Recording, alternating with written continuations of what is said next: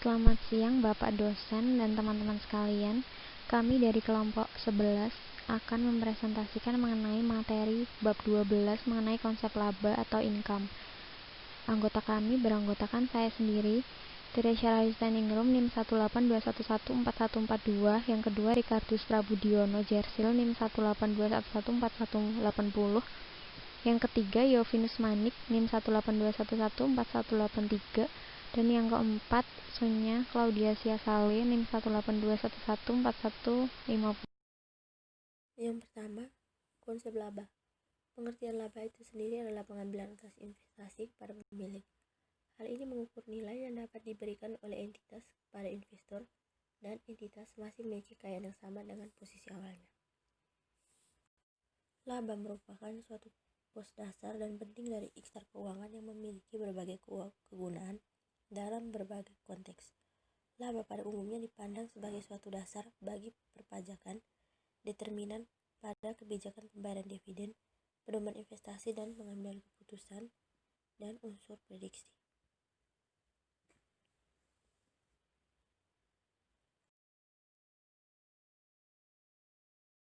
Berikutnya pengertian laba. Pengertian laba yang dianut oleh organisasi akuntansi saat ini adalah laba akuntansi yang merupakan selisih positif antara pendapatan dan biaya. Secara umum, para pakar dalam bidang akuntansi mengidentifikasi pengertian laba dengan berbagai macam deskripsi, seperti Committee on Terminology dalam Al-Rizal Azmi mendefinisikan laba sebagai jumlah yang berasal dari pengurangan harga pokok produksi, bea lain, dan kerugian dari penghasilan atau penghasilan operasi. Kemudian menurut Stis, laba adalah pengambilan atas investasi kepada pemilik.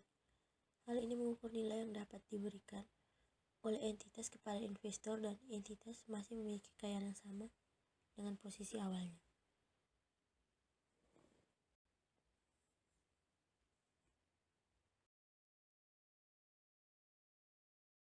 Berikutnya keunggulan dan kelemahan laba akuntansi. Keunggulan yang pertama, laba akuntansi teruji dalam sejarah, di mana pemakai laporan keuangan masih mempercayai bahwa laba akuntansi masih bermanfaat untuk membantu pengambilan keputusan ekonomi. Yang kedua, laba akuntansi diukur dan dilaporkan secara objektif, dapat diuji kebenarannya karena didasarkan pada transaksi atau fakta aktual yang didukung bukti objektif. Yang ketiga, atas dasar prinsip realisasi dalam mengakui pendapatan, laba akuntansi memenuhi kriteria konservatisme. Yang keempat, laba akuntansi dipandang bermanfaat untuk tujuan pengendalian, terutama pertanggungjawaban manajemen. Kelemahannya, pertama, laba akuntansi gagal mengakui kenaikan nilai aktiva yang belum direalisasi dalam satu periode karena prinsip cost historis dan prinsip realisasi. Yang kedua, laba akuntansi yang didasarkan pada cost historis mempersulit perbandingan laporan keuangan karena dengan adanya perbedaan metode perhitungan cost dan metode alokasi. Yang ketiga, laba akuntansi yang didasarkan prinsip realisasi, cost historis dan konservatisme dapat menghasilkan data yang menyesatkan dan tidak relevan.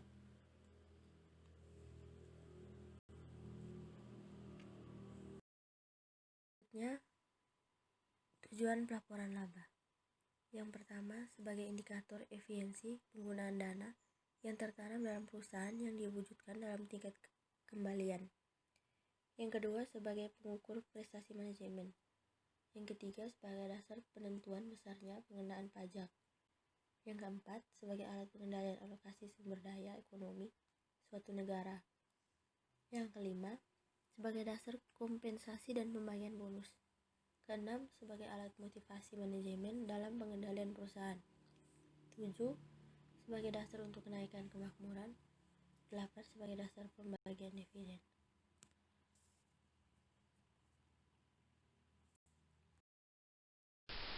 Selanjutnya, pengukuran dan pengakuan laba.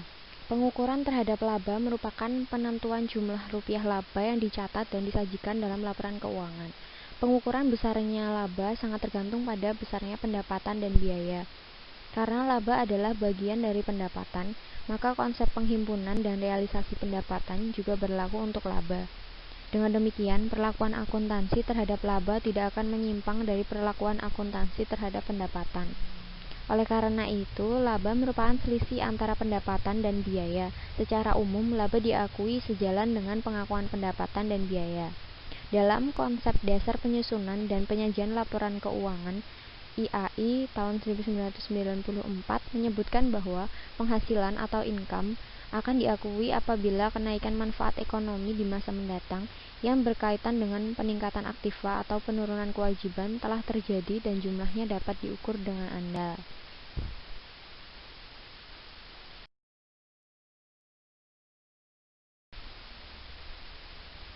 Secara konseptual, ada 3 pendekatan yang dapat digunakan untuk mengukur laba. Pendekatan tersebut adalah pendekatan transaksi, pendekatan kegiatan, dan pendekatan mempertahankan kapital atau kemakmuran atau capital maintenance. Yang pertama, pendekatan transaksi. Pendekatan transaksi menganggap bahwa perubahan aktiva atau hutang terjadi hanya karena adanya transaksi, baik internal maupun eksternal. Transaksi eksternal timbul karena adanya transaksi yang melibatkan perubahan aktiva atau hutang dengan pihak luar perusahaan. Transaksi internal timbul dari pemakaian atau konversi aktiva dalam perusahaan. Pada saat transaksi eksternal terjadi, nilai pasar dapat dijadikan dasar untuk mengetahui pendapatan. Transaksi internal berasal dari perubahan nilai, yaitu perubahan nilai dari pemakaian atau konversi aktiva. Apabila konversi telah terjadi, maka nilai aktiva lama akan diubah menjadi aktiva baru. Konsep atau pendekatan ini sama dengan konsep realisasi pendapatan. Pendekatan ini memiliki beberapa kebaikan, yaitu komponen. Yang pertama, komponen laba dapat diklasifikasikan dalam berbagai cara, misalnya atas dasar produk atau konsumen. Yang kedua, laba operasi dapat dipisahkan dari laba non-operasi. Yang ketiga, dapat dijadikan dasar dalam penentuan tipe dan kuantitas aktiva dan hutang yang ada pada akhir periode. Yang keempat, efisiensi usaha memerlukan pencatatan transaksi eksternal untuk berbagai tujuan. Yang kelima, berbagai laporan dapat dibuat dan dikaitkan antara laporan yang satu dengan yang lainnya. Yang kedua adalah pendekatan kegiatan. Dalam pendekatan kegiatan ini, laba dianggap timbul bila kegiatan tertentu telah dilaksanakan. Jadi, laba bisa timbul pada tahap perencanaan, pembelian, produksi, penjualan, dan pengumpulan kas. Dalam penerapannya, pendekatan ini merupakan perluasan dari pendekatan transaksi. Hal ini disebabkan pendekatan kegiatan dimulai dengan transaksi sebagai dasar pengukuran. Perbedaannya adalah bahwa pendekatan transaksi didasarkan pada proses pelaporan yang mengukur transaksi dengan pihak luar, sementara pendekatan kegiatan didasarkan pada konsep peristiwa atau kegiatan dalam arti luas, tidak dibatasi pada kegiatan dengan pihak luar. Kebaikan pendekatan kegiatan adalah yang pertama, laba yang berasal dari produksi dan penjualan barang memerlukan jenis evaluasi dan prediksi berbeda dibandingkan laba yang berasal dari pembelian dan penjualan surat berharga yang ditunjukkan pada usaha memperoleh capital gain. Yang kedua, efisiensi manajemen dapat diukur dengan lebih baik bila laba diklasifikasikan menurut jenis kegiatan yang menjadi tanggung jawab manajemen. Yang ketiga, memungkinkan prediksi yang lebih baik karena adanya perbedaan pola perilaku dari jenis kegiatan yang berbeda. Kemudian, yang ketiga, pendekatan mempertahankan kemakmuran atau capital maintenance concept. Atas dasar pendekatan ini, laba diukur dan diakui setelah kapital awal dapat dipertahankan. Sebelum membahas pengukuran laba atas dasar konsep mempertahankan kemakmuran atau kapital, akan dibicarakan terlebih dahulu mengenai konsep laba dan kapital. Dalam konsep mempertahankan kemakmuran atau kapital, di sini dimaksudkan sebagai kapital dalam arti kekayaan bersih dalam artian luas dan dalam berbagai bentuknya. Jadi kapital artinya sebagai sekelompok kekayaan tanpa memperhatikan siapa yang memiliki kekayaan tersebut. Tahun 1990 mendefinisikan laba sebagai berikut. Laba adalah perubahan dalam kapital perusahaan di antara dua titik waktu yang berbeda, awal dan akhir, di luar perubahan karena investasi oleh pemilik dan distribusi kepada pemilik, di mana kapital dinyatakan dalam bentuk nilai dan didasarkan pada skala pengukuran tertentu. Dari pengertian di atas dapat dirumuskan bahwa atas dasar konsep kapital sebagai tingkat kemakmuran, maka laba merupakan aliran kemakmuran yang dapat dikonsumsikan atau dinikmati selama satu periode tanpa mengurangi tingkat kemakmuran sebelumnya. Dengan demikian, laba dapat diukur dari selisih antara tingkat kemakmuran pada akhir periode dengan tingkat kemakmuran pada awal periode, atau laba sama dengan total aktiva neto akhir periode dikurangi kapital yang diinvestasikan atau awal periode. Konsep pengukuran laba ini disebut dengan konsep mempertahankan kapital atau kemakmuran, atau wealth or capital maintenance concept. Kapital yang digunakan dalam konsep ini adalah kapital neto atau net. Kapital dinyatakan dalam bentuk nilai ekonomi pada skala pengukuran tertentu. Pengukuran sangat dipengaruhi oleh nilai atau unit pengukur, jenis kapital, dan skala pengukuran. Perbedaan terhadap tiga faktor tersebut akan mengakibatkan perbedaan besarnya laba yang diperoleh. Yang pertama, nilai atau unit pengukuran. Nilai menunjukkan preferensi seseorang terhadap barang tertentu karena adanya manfaat yang diharapkan dari barang tersebut. Oleh karena nilai bersifat subjektif dan sulit diukur, maka harga pasar dianggap sebagai nilai yang paling objektif untuk mengukur suatu barang atau objek tersebut. Harga pasar umumnya dinyatakan dalam unit moneter. Unit moneter merupakan unit pengukur yang dapat digunakan untuk menunjukkan nilai dari suatu barang dan jasa. Secara umum, nilai kapital dapat diukur dengan menggunakan cost historis, current cost, maupun replacement cost. Yang kedua ada jenis kapital. Dalam akuntansi, kapital secara umum diartikan sebagai aktiva neto, yaitu selisih antara jumlah aktiva dan jumlah hutang. Laba tidak akan diperoleh bila jumlah kapital awal tidak dapat dipertahankan. Atau dengan kata lain, laba dapat dihitung dari selisih antara kapital awal dan kapital akhir. Pengukuran terhadap besarnya laba sangat tergantung pada sudut pandang yang digunakan dalam mengartikan kapital. Pada dasarnya, pengertian kapital dapat ditinjau dari dua sudut pandang, yaitu finansial dan fisik.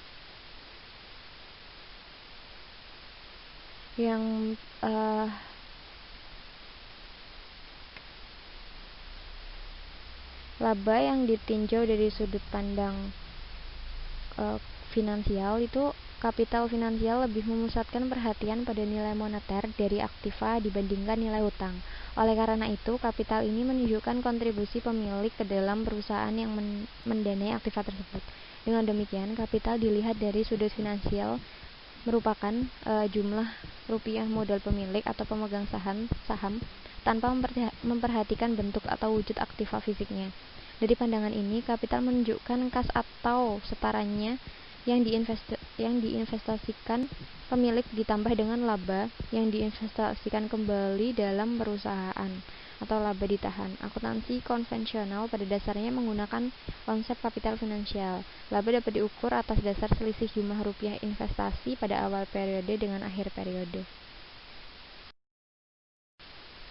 Kemudian, kapital yang dapat ditinjau dari sudut pandang fisik, yaitu kapital fisik memusatkan perhatian pada kemampuan atau sumber-sumber ekonomi yang dimiliki perusahaan untuk menghasilkan laba melalui kegiatan produksi barang atau jasa. Untuk dapat menentukan tingkat kapital yang harus dipertahankan, aktiva dapat dipandang sebagai kapasitas produksi barang atau jasa. Atas dasar kapital fisik, kapital menunjukkan kemampuan perusahaan untuk mencapai tingkat kapasitas fisik produksi pada akhir periode yang sama dengan kemampuan pada awal periode. Karena kapasitas produksi ditunjukkan oleh aktiva yang dimiliki pada periode berjalan, maka nilai atau unit pengukur yang relevan adalah current cost atau replacement cost. Kapasitas produksi tersebut dapat berupa aktiva non-moneter yang dimiliki perusahaan, volume produksi, dan volume penjualan. Kemudian, skala yang ketiga adalah skala pengukuran. Pengukuran harus memiliki suatu skala untuk memberi arti atas angka-angka yang ada. Skala menunjukkan seberapa besar informasi yang dihasilkan oleh sejumlah angka tertentu. nilai atau unit pengukur yang digunakan dalam akuntansi atau unit moneter melibatkan dimensi waktu. Oleh karena itu, skala pengukuran dalam akuntansi dapat dibagi menjadi dua, yaitu skala nominal dan skala daya beli konstan.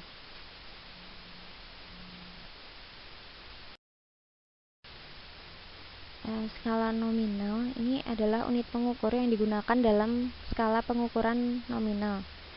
Adalah jumlah rupiah atau nominal yang telah terjadi dan dicatat dalam akuntansi tanpa memperhatikan perubahan daya beli. Dengan demikian, jumlah tersebut dapat ditambahkan bersama-sama atau dikurangkan satu sama lain. Skala ini digunakan dalam model akuntansi konvensional. Yang kedua adalah skala daya beli konstan. Unit pengukur yang digunakan adalah unit moneter yang nilainya dinyatakan dalam bentuk daya beli. Oleh karena daya beli uang berubah, maka unit moneter sebagai indikator nilai ekonomi dari barang juga berubah. Untuk memperoleh nilai atas dasar skala daya beli konstan, unit moneter diubah dengan menggunakan indeks tertentu, misalnya indeks harga konsumen. Atas dasar skala ini, semua nilai atau rupiah dapat menunjukkan daya beli yang sama. Kemudian metode menilai aktiva neto. Metode ini ada 6. Yang pertama itu kapitalisasi aliran kas harapan. Nilai kapitalisasi adalah nilai sekarang dari distribusi kas oleh perusahaan yang diharapkan akan diterima oleh pemegang saham selama sisa umur perusahaan. Termasuk dalam nilai tersebut adalah jumlah akhir yang diterima dan likuidasi perusahaan. Laba merupakan selisih kapitalisasi awal dan akhir periode. Nilai kapitalisasi ditentukan oleh kas yang diharapkan diterima tiap tahun, sisa umur perusahaan, dan faktor diskonto. Nah, hubungan ketiga faktor ini digambarkan melalui rumus yang sudah tertera dalam slide ini. Dan di sini ada contoh soal kas yang akan didistribusikan setiap tahun pada pemegang saham adalah sebagai berikut. Bisa dilihat pada buku teori akuntansi IFRS Profesor Dr. Imam Ghazali halaman 388. Di sini ada contoh soal yang menunjukkan kas yang didistribusikan 5 tahun dan aliran kas dari tahun pertama hingga tahun kelima, dan terdapat juga tarif diskonto sebesar 5%. Nah, tarif diskonto yang menjadi opportunity cost bagi pemegang saham adalah 5%. Nilai sekarang pada awal dan akhir tahun dapat dihitung sebagai berikut. Ini yang di slide ini ada tahun pertama. Nilai sekarang awal tahun pertama ini dihitung. Nilai sekarang aliran kas tahun pertamanya itu, tahun pertama aliran kasnya itu kan 100. Jadi 1 dibagi 100 dikali tarif diskonto tahun pertama, mendapatkan hasil 95. Begitu seterusnya hingga tahun kelima. Kemudian dijumlahkan dan mendapatkan nilai sekarang aliran kas tahun pertama. Nilai sekarang awal aliran kas tahun pertama. Kemudian yang kedua menghitung nilai sekarang akhir tahun pertama. Nilai sekarang aliran kas akhir tahun pertama itu menggunakan aliran kas tahun kedua pertama, yaitu 300. Jadi 2 dibagi 300 dikali tarif diskonto tahun pertama, karena ini menghitung nilai sekarang akhir tahun pertama, jadi masih menggunakan tarif diskonto tahun pertama, menghasilkan nominal 286. Kita menghitung hingga tahun kelima dan mendapatkan hasil nilai sekarang akhir tahun pertama itu 1224. Dan di sini laba tahun pertama dapat dihitung sebagai berikut. Distribusi kas akhir tahun pertama itu 100. Kemudian nilai sekarang aliran kas akhir tahun pertama itu 1224. Kemudian ini jumlahkan mendapatkan total nilai perusahaan akhir tahun pertama itu 1324.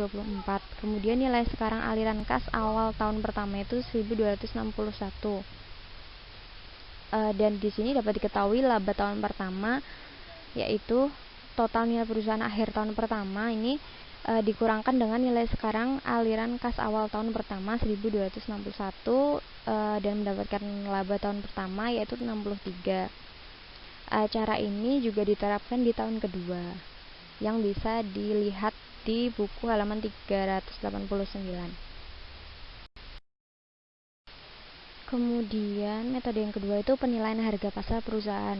Penilaian ini merupakan alternatif kapitalisasi aliran kas yang menunjukkan berapa jumlah rupiah investor mau membayar untuk seluruh kekayaan bersih perusahaan. Nilai perusahaan diukur dengan cara mengalihkan jumlah lembar saham yang beredar dengan harga pasar saham pada awal dan akhir periode. Cara ini dipandang lebih variabel atau dapat dilihat kebenarannya dibandingkan konsep kapitalisasi. Harga saham di pasar dianggap telah menunjukkan resiko yang melekat pada investor. Selanjutnya, metode jumlah setara kas sekarang. Dasar pengukuran dengan cara ini adalah jumlah rupiah setara tunai semua aktiva dikurangi jumlah rupiah setara tunai semua hutang. Jumlah setara kas tunai ditentukan oleh harga pasar atau harga realisasi penjualan aktiva yang dimiliki perusahaan. Laba dihitung dengan cara jumlah aktiva neto pada akhir periode dikurangi jumlah aktiva neto pada awal periode. Perubahan aktiva neto yang berasal dari transaksi modal harus dikeluarkan dari perhitungan tersebut. Nilai perusahaan yang ditentukan dengan menjumlahkan harga pasar dianggap lebih objektif dan variabel daripada nilai kapitalisasi. Hal ini disebabkan harga pasar tersebut didasarkan pada harapan-harapan pihak di luar perusahaan. Jadi, harga pasar dianggap memiliki nilai kesempatan atau opportunity cost. Harga pasar menunjukkan adanya kesempatan untuk menjual aktiva perusahaan. Nilai kapitalisasi umumnya lebih besar daripada jumlah harga pasar tiap jenis aktiva. Apabila kondisi tidak terpenuhi, maka akan lebih menguntungkan bagi perusahaan untuk menjual aktivanya. Perbedaan antara jumlah setara kas sekarang dengan kapitalisasi terjadi bila ada goodwill yang melekat pada perusahaan. Akibatnya nilai perusahaan secara keseluruhan mungkin lebih tinggi daripada penjumlahan harga pasar tiap-tiap jenis aktiva.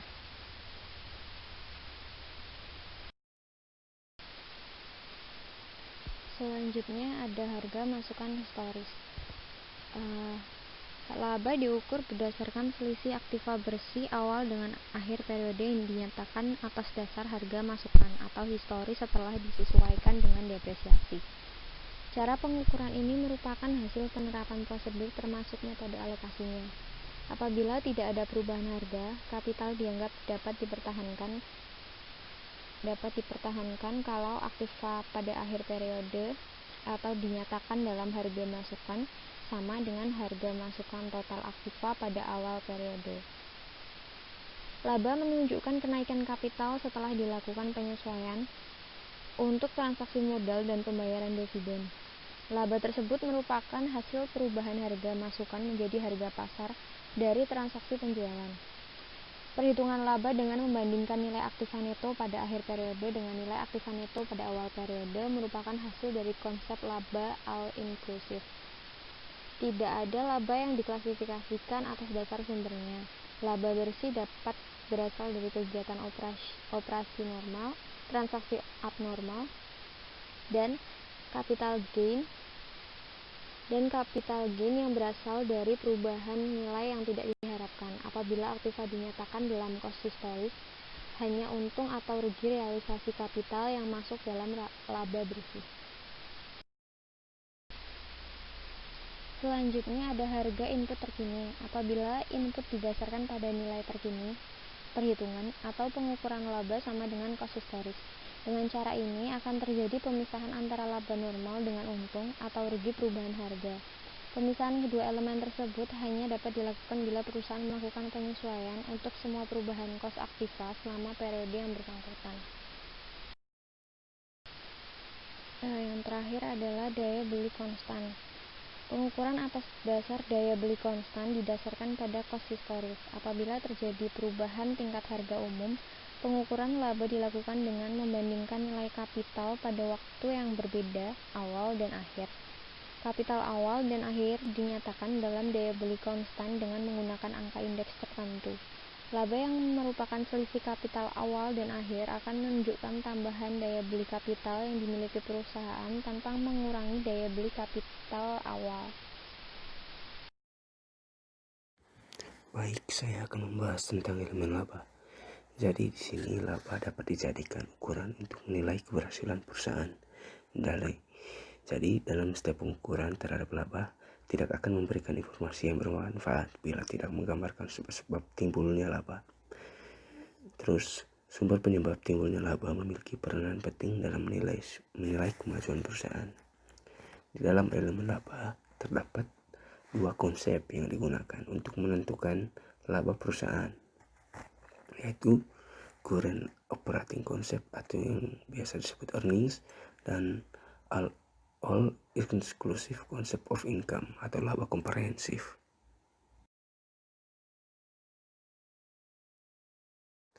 Untuk konsep yang pertama yaitu konsep laba periode atau earnings. Jadi konsep laba periode yang dimaksudkan yaitu untuk mengukur efisiensi suatu perusahaan. Dari sini efisiensi berhubungan dengan penggunaan sumber-sumber ekonomi perusahaan untuk memperoleh laba. Ukuran efisiensi umumnya dilakukan dengan membandingkan laba periode berjalan dengan laba periode sebelumnya atau dengan laba perusahaan lain pada industri yang sama. Konsep laba periode yang memusatkan perhatiannya pada laba operasi periode yang berjalan dari kegiatan normal perusahaan. Oleh karena itu, yang termasuk elemen laba adalah peristiwa atau perubahan nilai yang dapat dikendalikan manajemen dan berasal dari keputusan-keputusan periode yang berjalan. Kemudian, kesalahan perhitungan laba periode sebelumnya tidak menunjukkan efisiensi manajemen periode berjalan. Kesalahan tersebut merupakan ukuran untuk menilai efisiensi periode sebelumnya. Kemudian komponen yang berikut yaitu laba komprehensif atau comprehensive income. Jadi menurut FASB dan FASC yaitu isinya total perubahan aktiva bersih atau ekuitas perusahaan selama satu periode yang berasal dari semua transaksi dan kegiatan lain dari sumber selain sumber yang berasal dari pemiliknya. Atau dengan kalimat atau pembahasan yang lebih jelas, jadi di sini laba komprehensif terdiri atas seluruh perubahan aktiva bersih yang berasal dari transaksi operasi FASB. Dari sini FASB menjelaskan bahwa alasan utama digunakan istilah laba komprehensif adalah untuk membedakan laba komprehensif dengan laba periode.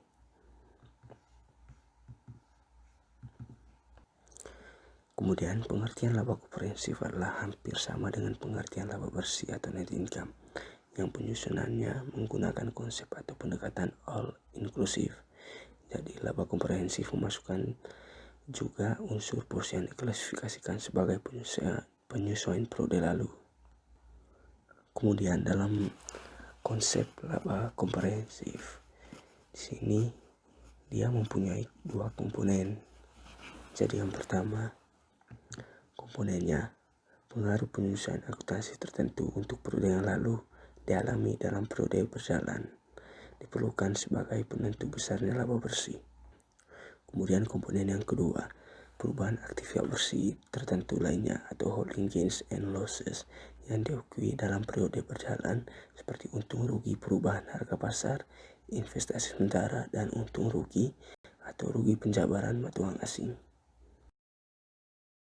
Kemudian, menurut FASB, statement nomor 5 dalam satu periode, seperangkat laporan keuangan dikatakan lengkap apabila terdiri dari laporan yang menunjukkan yang pertama, posisi keuangan pada akhir periode tersebut.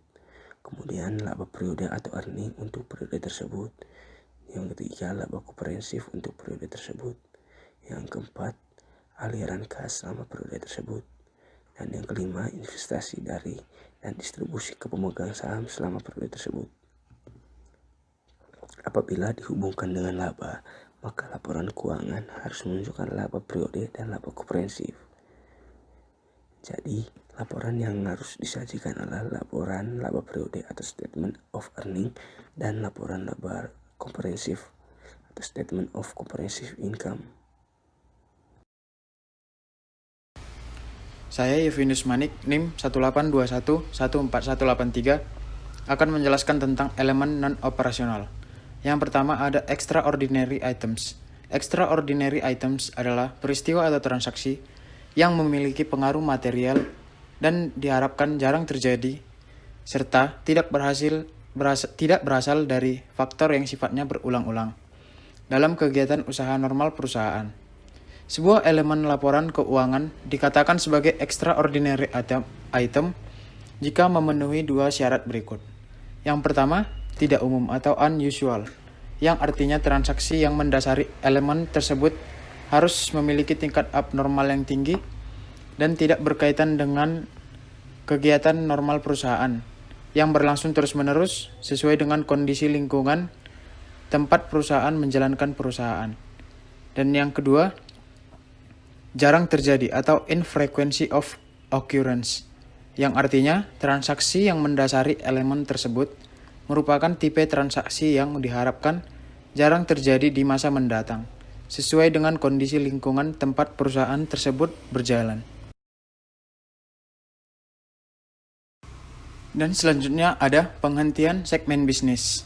Segmen bisnis merupakan komponen dari entitas yang kegiatannya menunjukkan lini bisnis yang terpisah atau berdasarkan kelas konsumen. Apabila penghentian segmen bisnis dilakukan, maka harus ada pengakuan untung atau rugi. Untung atau rugi tersebut diakui jika termasuk atau memiliki dua faktor berikut. Yang pertama, laba atau rugi kegiatan segmen mulai tanggal pengukuran sampai tanggal penghentian.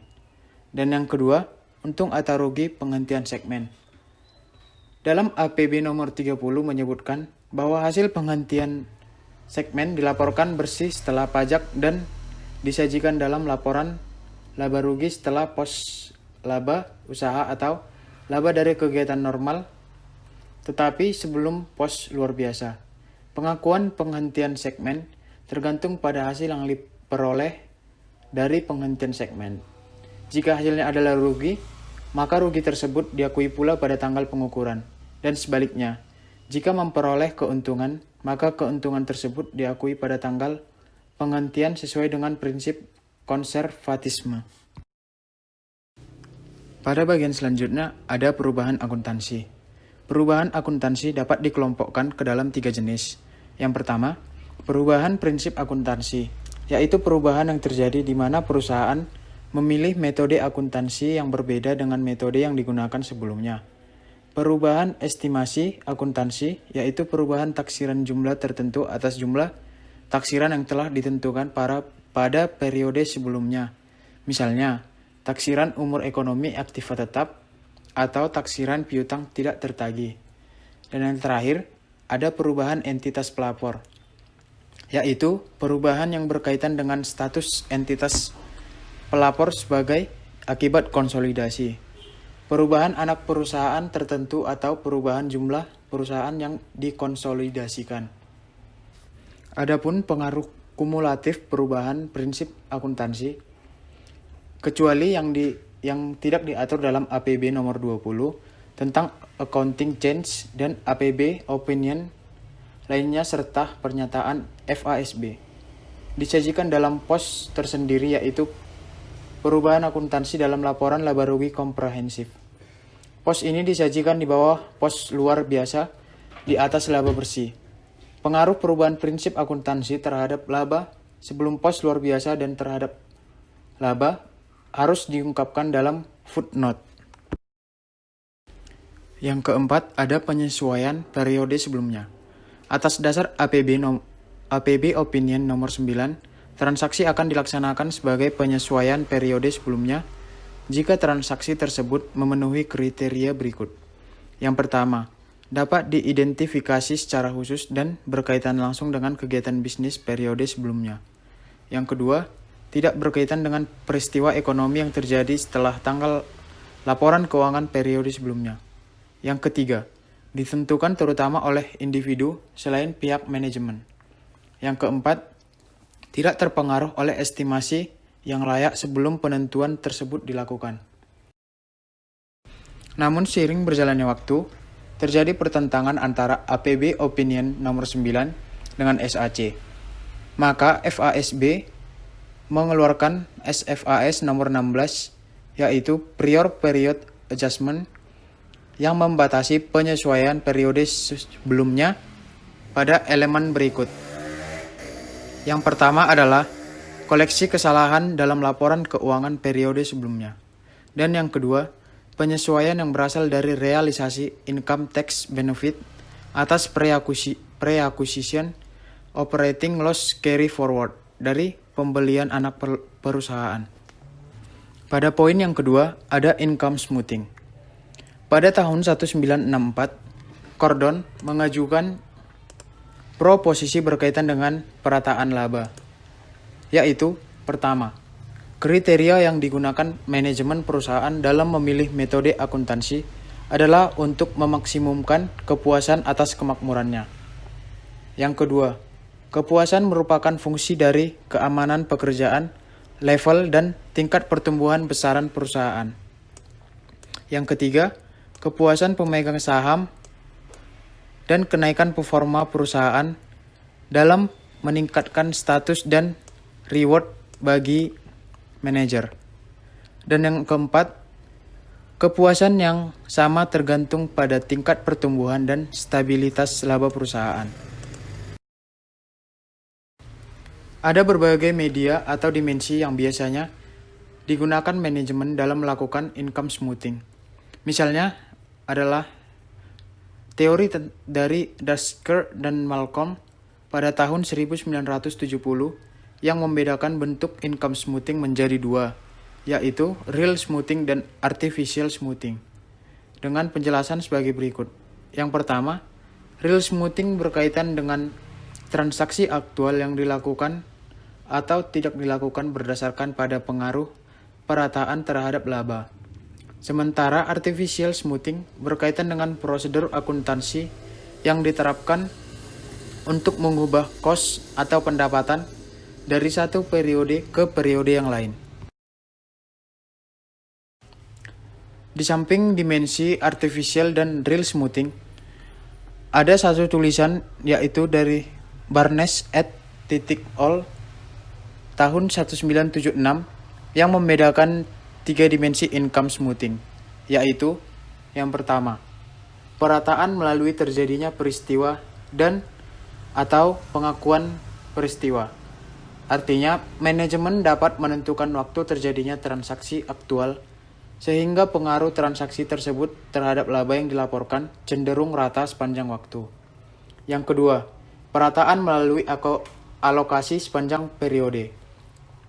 Atas dasar terjadinya dan diakuinya peristiwa tertentu, manajemen memiliki media pengendalian tertentu dalam penentuan laba pada periode yang terpengaruh oleh kuantifikasi peristiwa tersebut.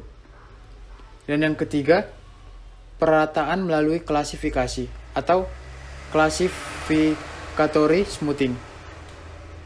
Jika angka-angka dalam laporan laba rugi selain laba bersih merupakan objek dari perataan laba, maka manajemen dapat dengan mudah mengklasifikasikan elemen-elemen dalam laporan laba rugi, sehingga dapat mengurangi variasi laba setiap periodenya. Pada dasarnya, perataan pada poin 1 dapat dipandang sebagai real smoothing, sementara perataan pada poin 2 menunjukkan artificial smoothing.